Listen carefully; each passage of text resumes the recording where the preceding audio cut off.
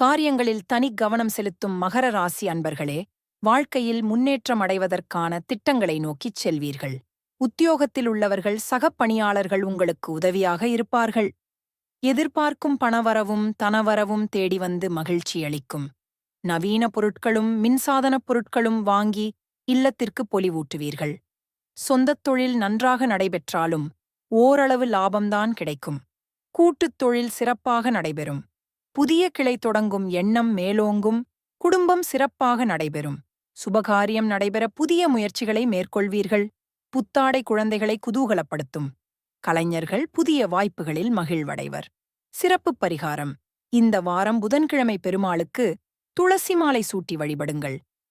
காரியங்களில் தனி கவனம் செலுத்தும் மகர ராசி அன்பர்களே, வாழ்க்கையில் முன்னேற்றம் அடைவதற்கான திட்டங்களை நோக்கிச் செல்வீர்கள்.